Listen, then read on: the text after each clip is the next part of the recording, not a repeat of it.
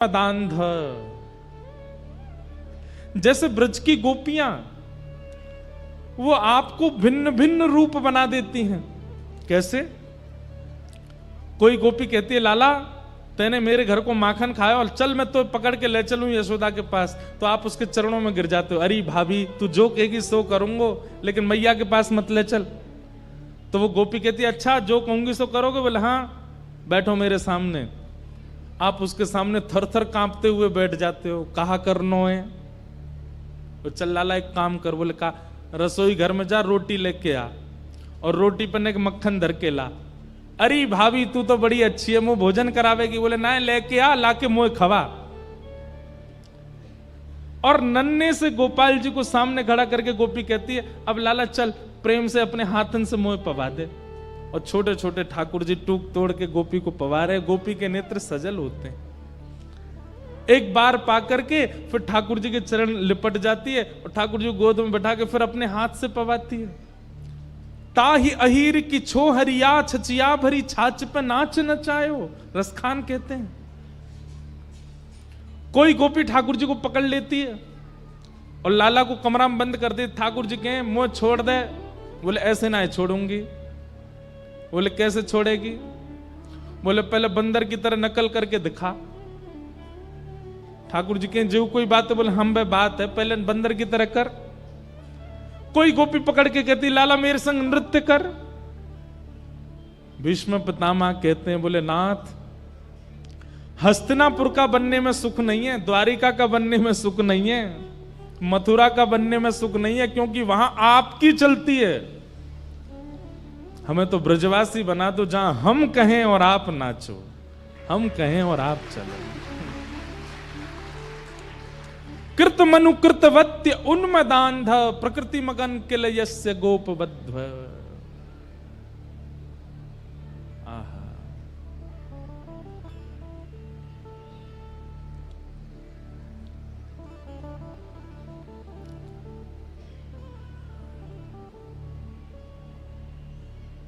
वो ललित गति का मुझे दर्शन करना है। हमारे अष्ट साहब के सखा गाते हैं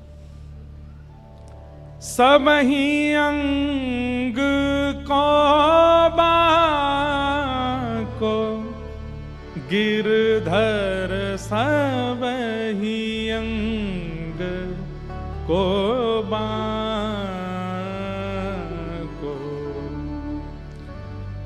एक भी अंग ठाकुर जी का सीधा नहीं है। सब ही अंग को बांको, बांकी चाल चलत गोकुल में, बांकी चाल चलत गोकुल में, छैल छबीलौता को गिरधर, सब ही अंग को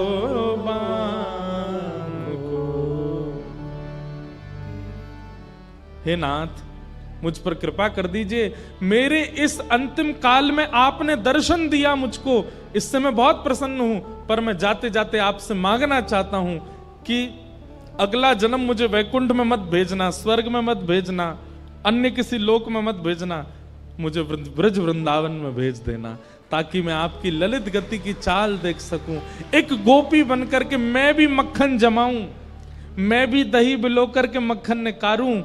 भीष्म पितामह कह रहे हैं और मैं भी अपने छीका पे मक्खन धरते भय सोचूं कि यार छीका कुने एक नीचो कर दूं, ताकि कन्हैया आवे तो वह को चोरी करवे में दिक्कत नहीं हो, मुख वो गोपी बना दो।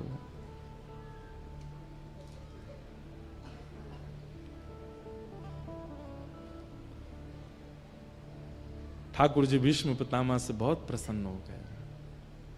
भीष्म पितामह ने अपनी स्तुति के अंत में ब्रज को याद किया और पितामह भीष्म ने अपने प्राण त्याग दिए, भगवान द्वारिका को चले गए। यहां पर परीक्षित का जन्म हुआ। धीरे धीरे परीक्षित बड़े हुए। अर्जुन ने एक बार आकर के संदेश सुनाया कि द्वारिकाधीश लीला पूरी करके चले गए। परीक्षित को राज्य गद्दी पर बिठा करके पांचों पांडव स्वर्गारोहण को चले गए। परीक्षित की आयु ज्यादा बड़ी नहीं, छोटे से थे। ब्राह्मणों के नेतृत्व में बहुत कम अवस्था में 6-7 वर्ष की अवस्था में परीक्षित राजा बन गए। बताओ, एक छत्र सम्राट बन गए। लेकिन ब्राह्मणों के निर्देश में राजपाट संभालने लगे, धीरे धीरे बड़े हुए, उनका विवाह हुआ, जन्मेजय आदि पुत्र हुए। एक दिन परीक्षित को कलयुग मिला। बैल के पैर काट रहा था काला काला व्यक्ति। परीक्षित ने उसको मारने का प्रयास किया तो चरणों में गिर गया और कहा, महाराज मुझे मत मारिए, मैं ब्रह्मा के द्वारा बनाया गया हूं। परीक्षित बोले, कौन हो तुम? बोले, सतयुग के बाद त्रेता आता है, त्रेता के बाद द्वापर, और द्वापर के बाद मेरी आगमन होता है कलयुग। मैं कलयुग हूं। कलयुग नाम सुनते ही परीक्षित घबरा गए। बोले, तुम कैसे आए? बोले, जैसे ही भगवान धराधाम छोड़ करके गए मेरा आगमन हो गया।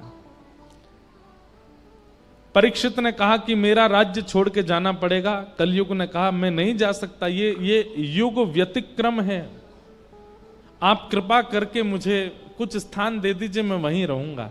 तो द्यूतम पानम स्त्रिय सूना यत्रा धर्मश्चतुर्विदः पुनश्च याचमानाय जात रूप मदात प्रभो। ये 2 श्लोकों में 5 स्थान हैं कलयुग के। जुआ, मदिरापान, परस्त्रीगमन, हिंसा और अनीति से कमाया गया धन। इन 5 स्थानों पर कलयुग निवास करता है। अब इनका विस्तार अगर मैं करूं तो इन 5 का विस्तार बहुत बृहद हो जाएगा। जुआ, जुआ का मतलब खेल में खेलने वाला जुआ ही नहीं होता। जुआ का मतलब धन का असद प्रयोग कहीं भी आप करते हो, वो सब जुआ है। पानम, अपनी जिह्वा पर किसी भी ऐसे पदार्थ को आप धारण करते हो जिससे आपका दिमाग अनकॉन्शियस हो जाता है, नशा होने लगता है, वो सब पानम की दृष्टि में आता है। तीसरा है परिस्त्री गमन, एक पत्नी व्रत धारण करके रहना है। पत्नी होने के पश्चात किसी के प्रति कुदृष्टि होना ये पाप है। पति होने के पश्चात किसी अन्य पुरुष के प्रति भाव होना ये पाप है। द्यूतम पानम स्त्रिय, और चौथा स्थान बताया सूना, यानी कि हिंसा, जबरदस्ती। कोई बात इतनी बड़ी नहीं है फिर भी लड़ाई करनी है। उसने मुझसे ऐसा बोला क्यों, उसने ऐसा किया क्यों, इसका मुंह फोड़ूंगा मैं। ये जबरदस्ती के कलेश करने की जिनकी बहुत मनस्थिति होती है उनको, वो भी कलयुगी हैं। जैसे पता चल जाए, ए सुन, पता है कल तेरे बारे में ऐसे ऐसे कह रहे थे। क्या कह रहे थे? बोले, वो नहीं याद मुझे क्या कह रहे थे, बस कह रहे थे। बस पूरी रात सोया नहीं, दिन भर सोया नहीं, उन लोगों के बीच में पहुंच गया, लड़ने लगा, उनको ब्लॉक मार दिया सब जगह से। ले बेटा, इस प्रकार की मनस्थिति वाले लोग ये कलयुगी हैं। हिंसा में उनकी बड़ी रुचि होती है, लड़ने झगड़ने में बिल्कुल पीछे नहीं रहते।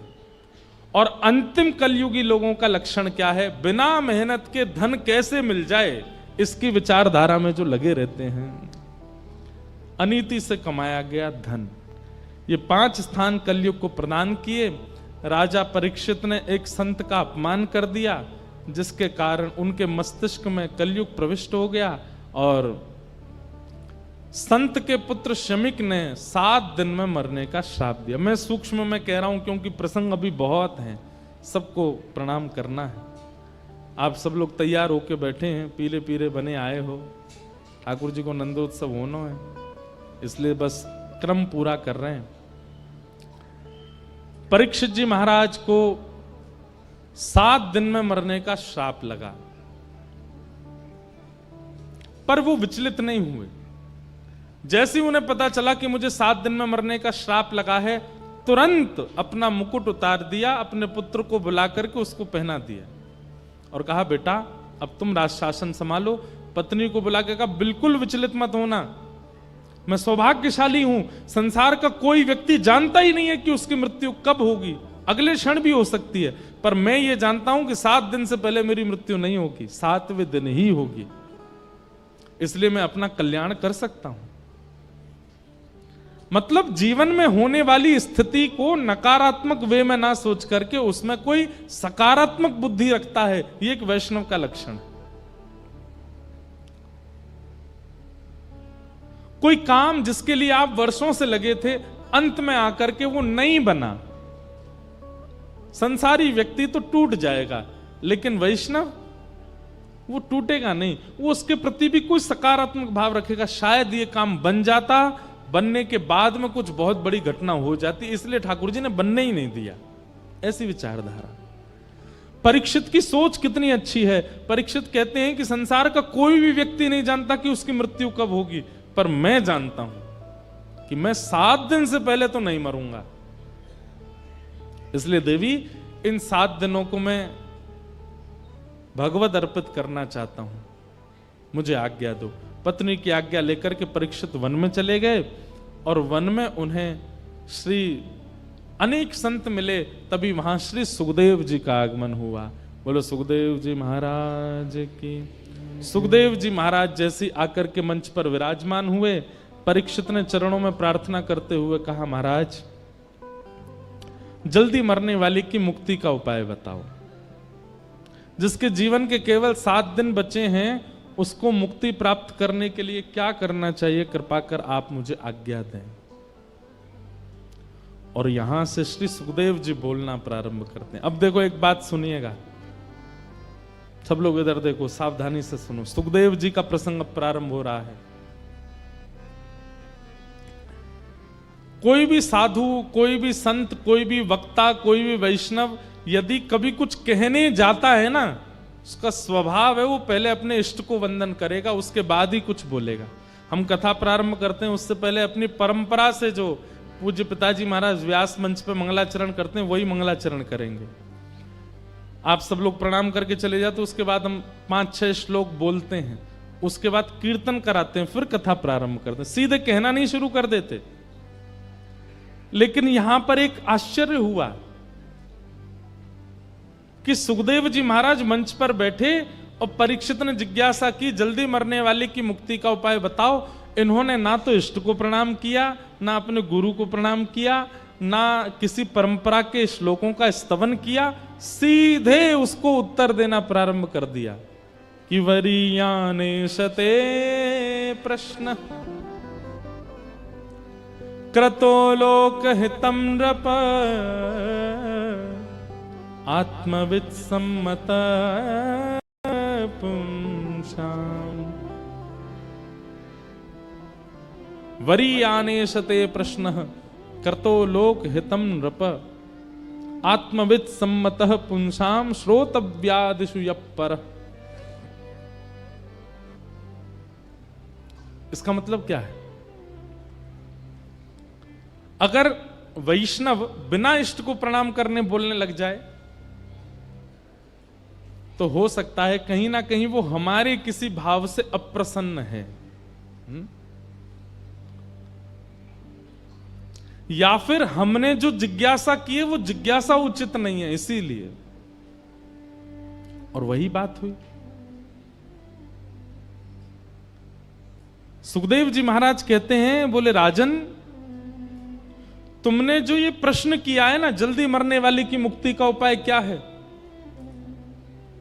अगर तुमने लोकहित के लिए ये प्रश्न किया है, संसार के लिए ये प्रश्न किया है कि संसार के जो लोग जल्दी मरने वाले हैं वो अपनी मुक्ति कैसे प्राप्त करें, तो तुम्हारा प्रश्न अच्छा है। लेकिन अगर ये प्रश्न कहीं तुमने अपने लिए किया है तो ये उचित नहीं है। परीक्षित बोले, मतलब 7 दिन में मेरी मृत्यु होनी, मैं अपने लिए ही तो पूछूंगा। मैंने संसार के लिए पूछा हो तो ये प्रश्न अच्छा है, अपने लिए अगर पूछ रहा हूं तो गलत है। इस बात का क्या मतलब हुआ?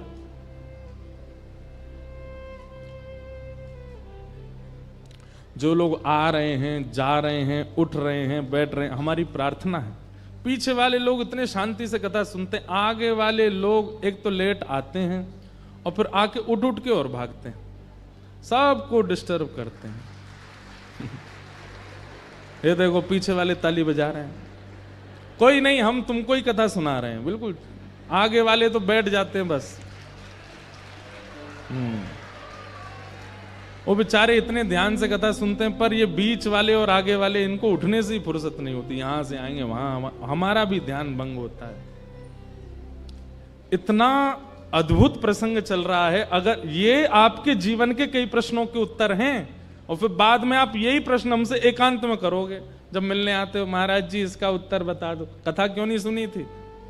पता है आपको, ये वैसी बात हो जाती है कि टीचर ने क्लास में पढ़ाया तब तो सुने नहीं, जब प्रश्न पेपर आ गया, सर आपने ये तो पढ़ाया ही नहीं था।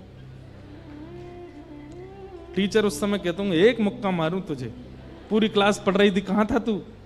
ये आगे वाले बीच वाले वही बालक हैं। जब जीवन में संकट आएगा ना तो फिर जीव निकारे डोलेंगे, हमने क्यों नहीं सुना तब, इसका प्रश्न तो महाराज जी उत्तर देके ही नहीं गए कथा में, सब बता रहे हैं हम, सुनो तो सही। अब इतनी अच्छी बात है यहां पर, परीक्षित कह रहा है कि जल्दी मरने वाले की मुक्ति का उपाय क्या है, और सुखदेव जी कह रहे हैं अगर ये प्रश्न तुमने सबके लिए किया है तो ये प्रश्न अच्छा है, पर निज अपने लिए पूछ रहे हो तो गलत है। परीक्षित बोला श्राप मुझको लगा है 7 दिन में मरने का, तो मैं अपने लिए ही तो पूछूंगा, और आप कह रहे हैं कि सबके लिए अच्छा, तुम्हारे लिए अच्छा नहीं।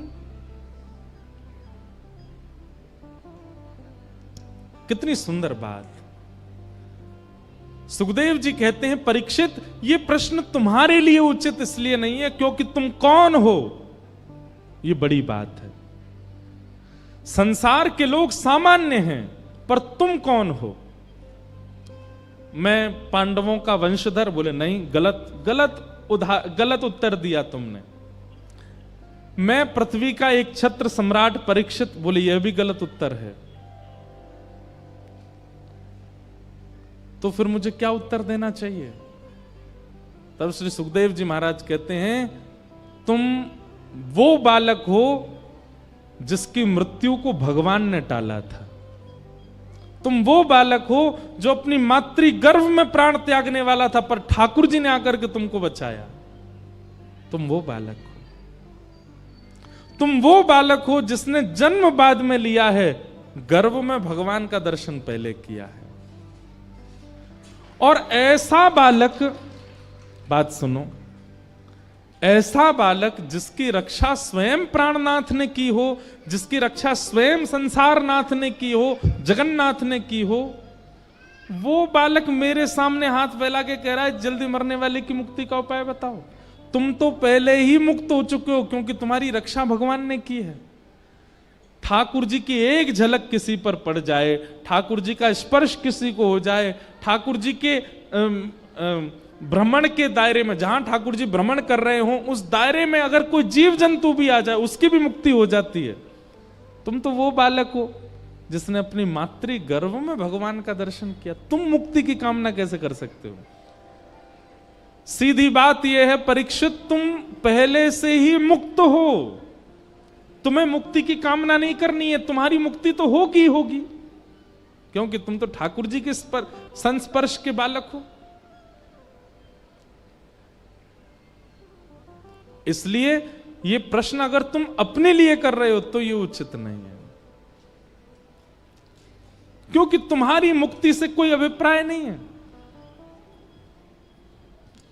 शुक्राचार्य जी महाराज कहते हैं भगवान ने मां के गर्भ में प्रवेश करके तुमको केवल इसलिए बचाया कि एक दिन तुम मुक्ति मांगो। वही मुक्ति जो पूतना को भी मिली है, वही मुक्ति जो शूर्पणखा को भी मिली है, वही मुक्ति जो कुंभकर्ण को भी मिली है, वही मुक्ति जो रावण को भी मिली है, वही मुक्ति जो कंस को भी मिली है, वही मुक्ति जो अघासुर, बकासुर, धेनुकासुर, सारे असुरों को यह मुक्ति मिल चुकी है, वही मुक्ति परीक्षित भी मांग रहा है। तो फिर भगवान ने तुम्हारी मां के गर्भ में तुमको बचाया क्यों।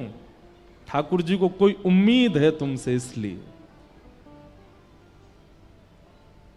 एक बात बताएं बंधुओं, लगभग संसार का हर व्यक्ति अपने जीवन में एक बार तो ऐसी स्थिति से निकल के आता है जहां वो मृत्यु के बिल्कुल किनारे पे खड़ा था और वो बच जाता है। बस कैसे कृपा हो जाती है, क्या होता है, इसका मतलब क्या है। ठाकुर जी एक मौका, अवसर तो सबको देते हैं, हम सब परीक्षित हैं, हम सबको ठाकुर जी कभी ना कभी जरूर बचाते हैं, लेकिन उसके बाद भी हम संभलते नहीं, फिर भी संसार की क्रिया और फिर अंत में मुक्ति की कामना करते हैं। हम सबको श्री सुखदेव जी महाराज कह रहे हैं, तुम्हारी रक्षा भगवान ने क्यों की थी उस दिन? इसीलिए कि तुम एक दिन मुक्ति मांगो। मान लीजिए आप नाम जापक हो, मैं कथाकार हूं, हम दोनों को मुक्ति मिल जाए और हम दोनों हाथ पकड़ करके गए वैकुंठ, और हम बड़े प्रसन्न, भाई सुनाम से अकेले तुम और मैं दोनों जा रहे हैं वैकुंठ। वैकुंठ में जैसे हम पहुंचे, बोले हमको तो मुक्ति मिली, हमको तो मुक्ति मिली। वैकुंठ के द्वार खुले, भीतर प्रवेश किए, बहुत ऐसा लग रहा था हम कितने इंपॉर्टेंट हैं। और जैसे ही भीतर गए तो हमको कहां बैठा दिया गया, लीजिए आप यहां बैठ जाओ। हम जाके बैठ गए, हमने देखी हाँ भाई लंबी लाइन है यहां पे, देखें तुसी और किस किस को मुक्ति मिली है। अरे ये तो अमृतसर वाले भाई साहब हैं, इनको भी मुक्ति मिली है। अरे ये तो हिसार वाले भैया, इनको भी मिल गई है। तभी क्या देखा थोड़ी दूर पे, ये 10 मुंह वाला कौन बैठा, बोले ये रावण है, इसको भी मिली है।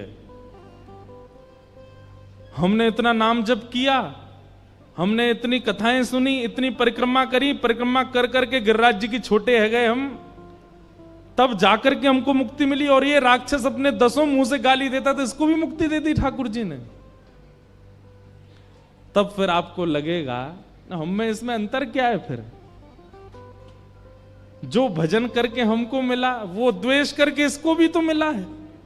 क्योंकि गोस्वामी जी कहते हैं, भाव कुभाव अनख आलसहु, नाम जपत मंगल दिश दशहु।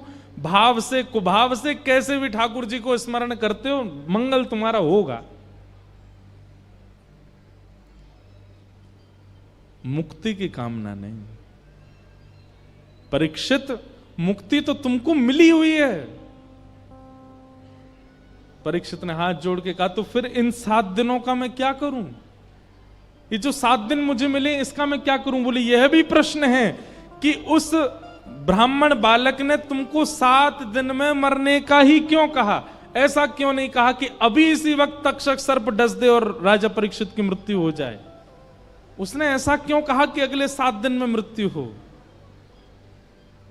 यह भी तुम्हारे ऊपर कृपा है। मुक्ति के लिए 7 दिन की आवश्यकता नहीं। हमारे शास्त्र कहते हैं, जिस व्यक्ति ने जीवन भर पाप किया हो, सारे गलत काम किए जीवन में, कोई काम नहीं छोड़ा, और वो अपने अंतिम स्थिति में अंतिम श्वास ले रहा हो, और उसी समय कोई रसिक आकर के कान में एक बार बोल दे, श्री राधा, श्री कृष्ण, श्री वृंदावन, श्री गिरिराज, श्री गोवर्धन, एक नाम भी कोई बोल दे और उसके प्राण निकल रहे हों, भले ही उसने जीवन में कितने भी पाप किए हों, अंतिम काल में यदि कान में कोई भगवान नाम आ गया और उसके प्राण निकल गए, तो यहां स्पष्ट लिखा है, योगिनाम नृप निर्णीतम हरेर नामानुकीर्तनम। हरि का नाम यदि अंतिम काल में कान में पड़ गया तो मुक्ति निश्चित है। फिर जीवन के सारे आपके चैप्टर क्लोज कर दिए जाएंगे। इसने गलत खाया, गलत पिया, गलत व्यवहार किया, सब खत्म। अंत में भगवान नाम सुन लिया, वैकुंठ। परीक्षित, मुक्ति के लिए 7 दिन जरूरी नहीं होते, एक क्षण बहुत है। तुमको 7 दिन मिले हैं। परीक्षित बोले, भगवान अब मैं क्या करूं, मुझे बताओ। बोले, तुम मुक्ति मत मांगो तो क्या मांगू? बोले, भक्ति मांगू। बोले, इन दोनों में अंतर क्या है? इतना सुंदर अंतर बताते हैं। मुक्ति का मतलब मृत्यु के बाद भगवान का दर्शन, और भक्ति का मतलब जीते जी भगवान का दर्शन। अब तुम्हारा उद्देश्य यह नहीं होना चाहिए कि 7 दिन बाद तक्षक सर्प डसे और विमान आए और तुमको वैकुंठ ले जाए। तुम्हारा उद्देश्य अब यह होना चाहिए, 7 दिन बाद तक्षक सर्प आए, उससे पहले शंख चक्र गदा पद्मधारी श्रीमन नारायण आ जाएं और जीवित अवस्था में तुमको दर्शन दे दें, उसके बाद तुम्हारी मृत्यु हो। तुम्हारा उद्देश्य यह होना चाहिए। अपनी जीवित अवस्था में प्राण वायु भीतर है, नेत्र खुले हों, कान खुले हों, और उस क्षण ठाकुर जी दिखें, फिर प्राण त्यागें। हमारी स्थिति क्या, प्राण त्यागने के बाद भगवान से मिलना है? नहीं, जीवित अवस्था में मिलना है। और प्राण त्यागने के बाद भगवत दर्शन को मुक्ति, जीवित अवस्था में भगवत दर्शन को भक्ति। भक्ति मांगो। परीक्षित की स्थिति ऐसी हो गई, अब उनको चिंता नहीं थी मृत्यु की, अब तो चरण पकड़ लिए, बोले मुझे मुक्ति भुक्ति कुछ नहीं चाहिए। मैं एक भाव गाता हूं, मुक्ति भुक्ति ना मागत केवल, मुक्ति भुक्ति ना मागत केवल। हमें मुक्ति नहीं चाहिए तो अपनो जान निहारो किशोरी राधे,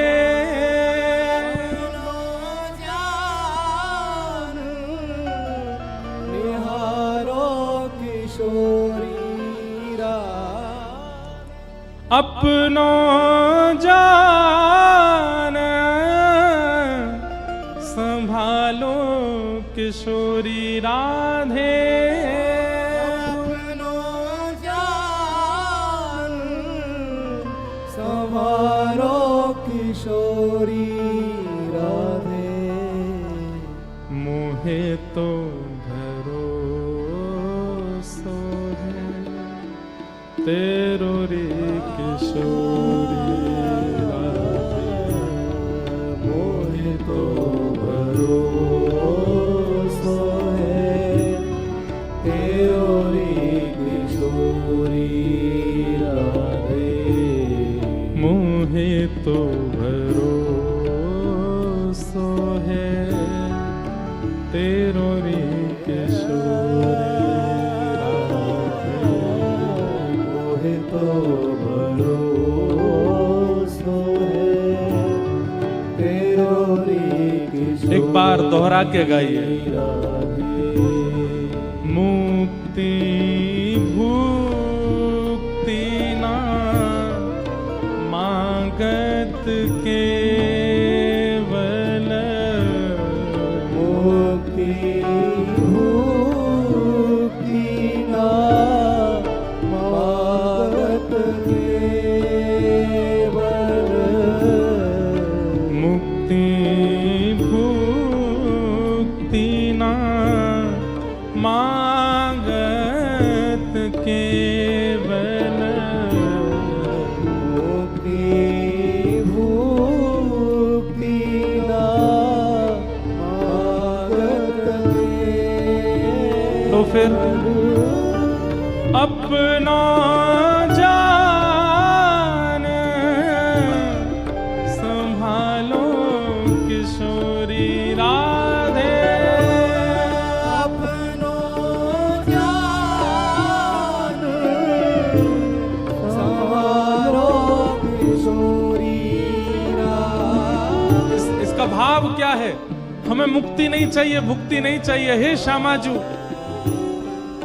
केवल एक बार आप बस ये कह दियो, ये मेरो है, ये जो बैठो है ना, ये मेरो है। बस आप ये कह देना कि हम आपके हैं, और ये कहने के बाद भले ही जीवन भर हमारी ओर देखना मत, हम पर कोई कृपा मत करना, हमें छोड़ देना अकेले, हम जीवन पूरा व्यतीत केवल इसी भाव में कर लेंगे। किशोरी जी ने हमें अपनाया है। अपनो जान संभालो किशोरी राधे, अपनो जान संवारो किशोरी राधे। मोहे तो भरोसा है तेरो रे किशोरी राधे, मोहे तो भरोसा है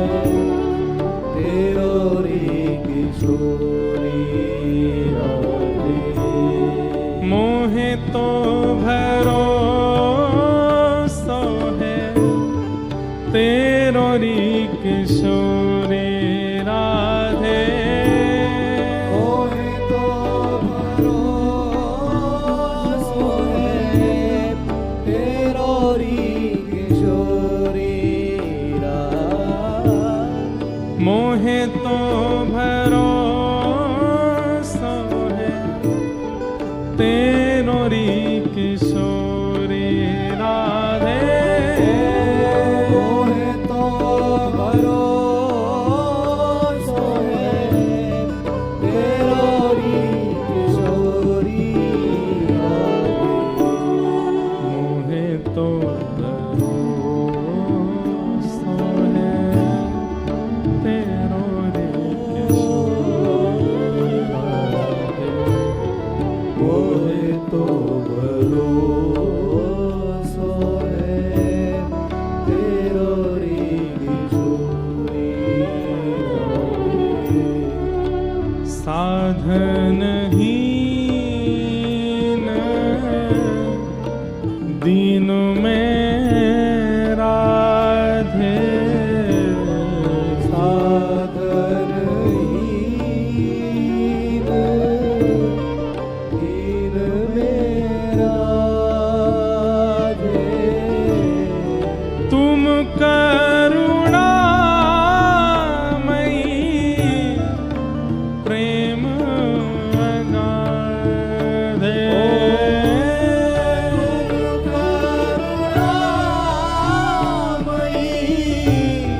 प्रेम अगाधे तुम करुणामयी प्रेम अगाधे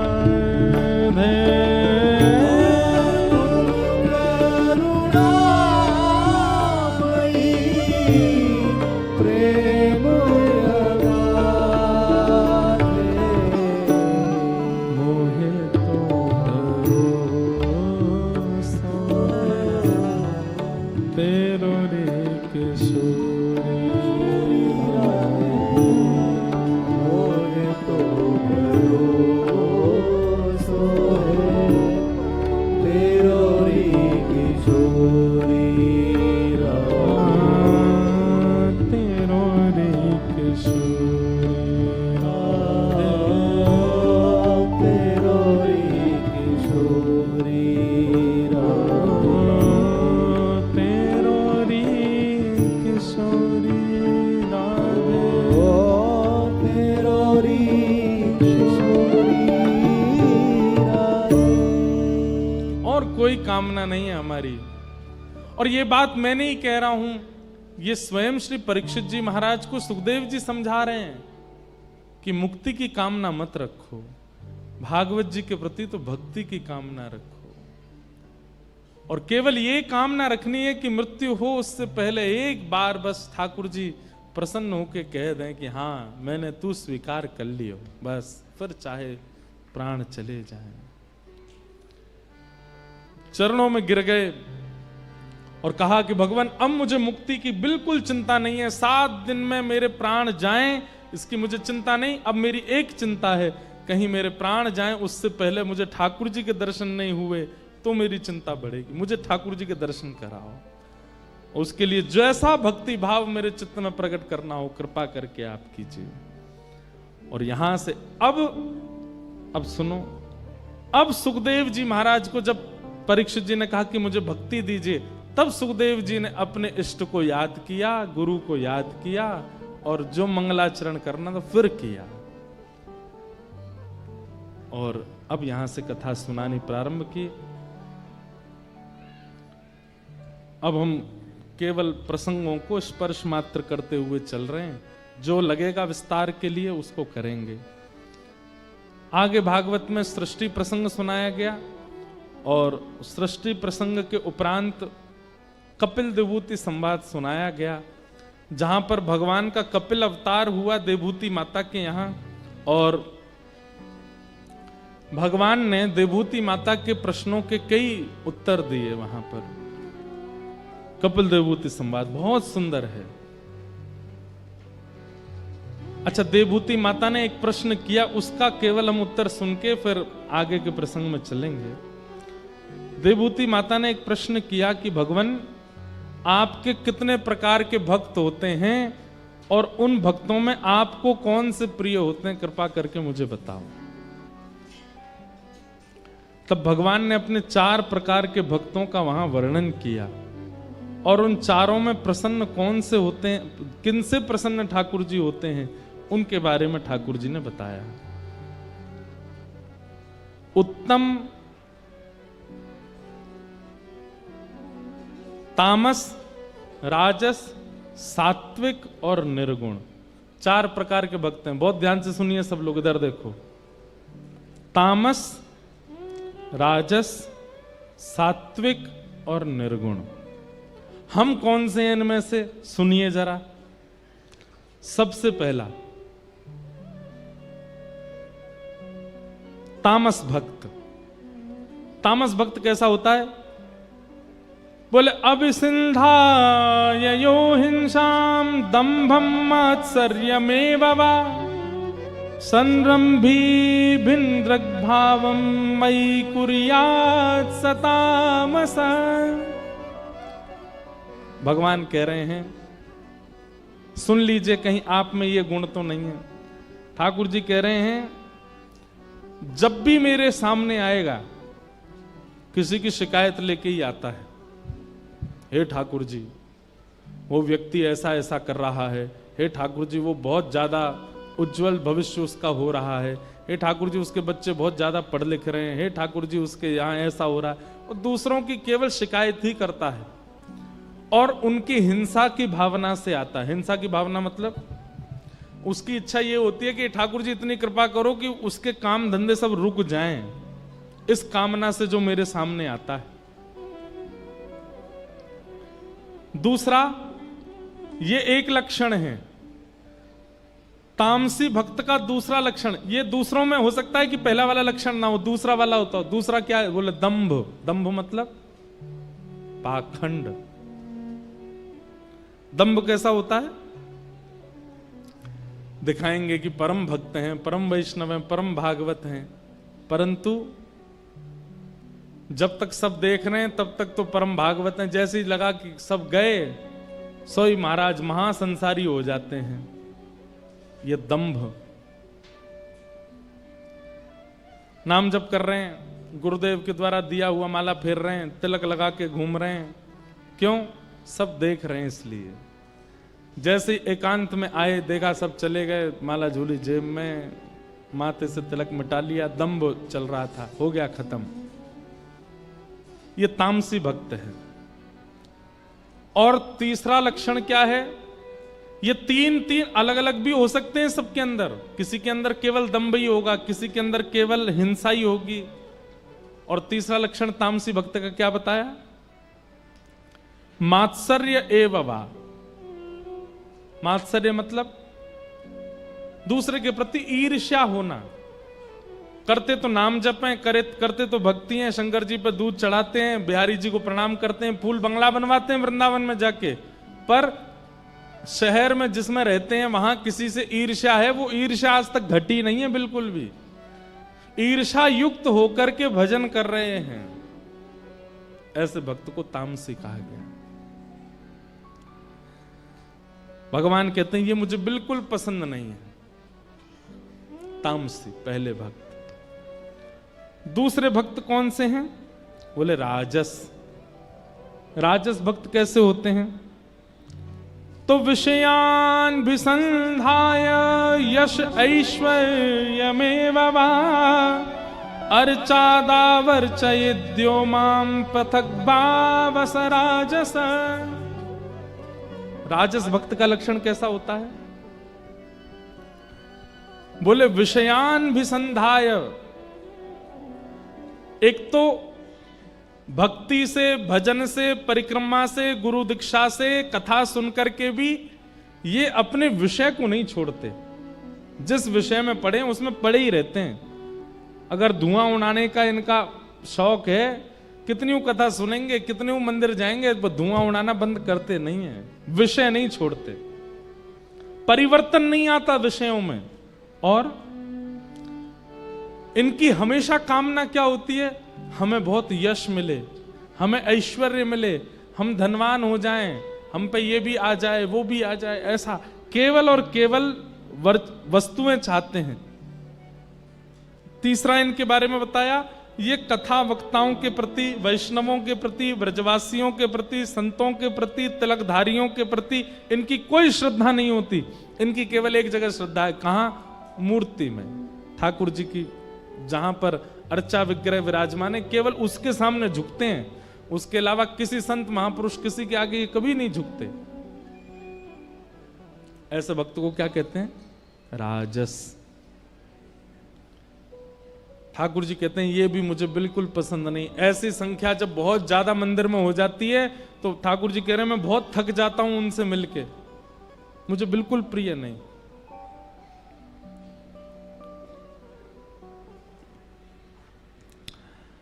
तीसरे भक्त कौन से हैं? तब भगवान कहते हैं सात्विक। सात्विक भक्त कैसा है? कर्म निहार मुद्दिश्य परस्मिन् वा तदर्पणम् यज्ञेतष्टभ्यमति वा पृथग भावस राजस। पृथग भावस सात्विक। सात्विक भक्त कैसा होता है? कर्म निर्हार मुद्देश्य, ये कर्म को अपना बल मानता है कि जो कुछ भी मैं कर रहा हूं ये मैं अपने बल से कर रहा हूं। ये घर किसने बनाया? मैंने बनाया। इतना धन किसने कमाया? बोले मैंने कमाया। इतने सुंदर बच्चों की परवरिश किसने की? मैंने की। ये बेटा आपका कलेक्टर बन गया, मैंने मेहनत करके बनाया। ये हर जगह कर्म में अपना बल मानते हैं, ठाकुर जी का नहीं। कर्म निर्हार मुद्दिश्य परस्मिन् वा तदर्पणम। लेकिन बताने में क्या करते हैं? कोई इनसे पूछे कि भैया आपके पास इतनी बड़ी संपत्ति कैसे? सब ठाकुर जी की कृपा है, सब भगवान की दया हमारे ऊपर। तो बच्चा आपका कलेक्टर बन गया, ठाकुर जी की, किशोरी जी की कृपा है, हमने तो कुछ नहीं किया। लेकिन मनी मन कैसा भाव रखते हैं? बोले किया तो हम नहीं है। ठाकुर जी के सामने जा कहेंगे ठाकुर जी 1 करोड़ की गाड़ी लाएं, आपके पास पहले चाबी। हे बिहारी जी के चरणों से छुपा दो इसको। बिहारी जी बोले दारी के अगर जेब में धल रही ना रो तो वह जावेगा। ठाकुर जी ये तो कुटिया आपकी है, हम तो इसमें केवल किराएदार के रूप में रह रहे हैं। ठाकुर जी बोले तो निकल जा, चल घर से बाहर।